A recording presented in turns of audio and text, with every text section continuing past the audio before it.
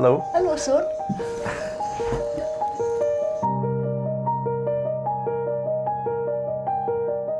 Are you coming up? Oh, settle yourself down. There we go. There, who's that? Your dad on the telly. And as you can tell by the first song, this is the Old Folkies session, where all the songs I'm going to sing are from the Old Folkies era. He was quite a character, my dad was. Quite a dry, witted sense of humour that he had as well. Started off as an amateur golfer. In the late 60s, he was in one of the Walker Cup teams, represented GB in Ireland. He then went on to set up his own printing company down in the Team Valley in Gateshead. The diagnosis was quite quick. It was lung cancer, and that was something that was irreversible, really. Myself, my mum and the rest of our family had decided that for my dad's sake it would be best if he was at home. The hospice provided that service for us. We will stay and let the families go out and have some freedom, you know, go shopping, go meet up with a friend for a coffee, because that's really important that they have their own time as well, because it's quite difficult when you're there 24/7 delivering care. It's quite emotional and hard. For me, I think it was knowing that they would come in every day to give him the help he needed, because I've become very tired. When I was trying to, you know, get him changed and stuff, I would get ratty, and I didn't want to get ratty. This is my dad's happy space, affectionately known as the man cave. As you can see, he was a big fan of John Wayne. It goes to show you just how old these are, because these are old VHS tapes.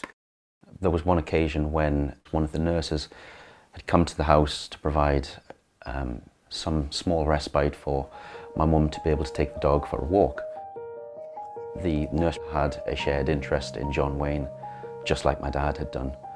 So my mum had been out for an hour or two, had come back and had heard my dad laughing and reminiscing, and it was as though just for a short period of time my dad was back, and it was such a poignant moment, I think, for us as a family. It's a really rewarding job, because you know that you're allowing that person to remain at home or where they wish to be for the last days, months of their life. So you're giving that person their last choice and letting them stay out their final days how they want to do it. You let them take charge. Well, he was a big lover of films, big lover of television, so in the final weeks of his life, this is probably the most ideal place that he could have spent his time, because this ultimately was where he was most happiest.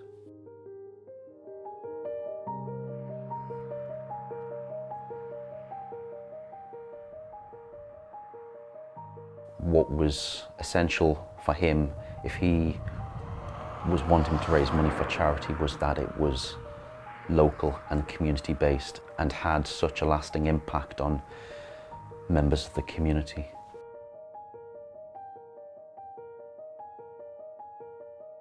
At one point in time, there was a drum kit set up in here.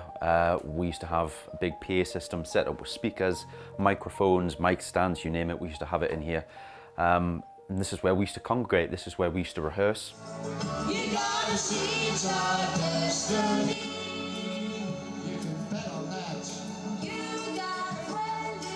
Must be one of the only times he was bigger than you. I think so. I think this is probably one of the only times we actually probably sung together as well.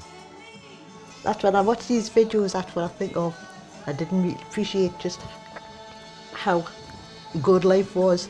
Good night.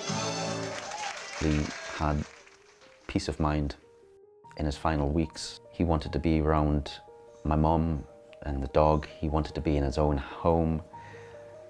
He found comfort in that. 1 year on, they still check up and they still call to make sure that we're okay. It's nice to still see faces and have they come up and speak to you, and they still have that kindness, kind words to say about you, and remember what you've done for them. It's so important to support a charity such as HospiceCare of North Northumberland because of the work that they provide. Their support network is extremely powerful. So the care that the hospice provided for us and our family was above and beyond anything I think we could possibly hope or imagine.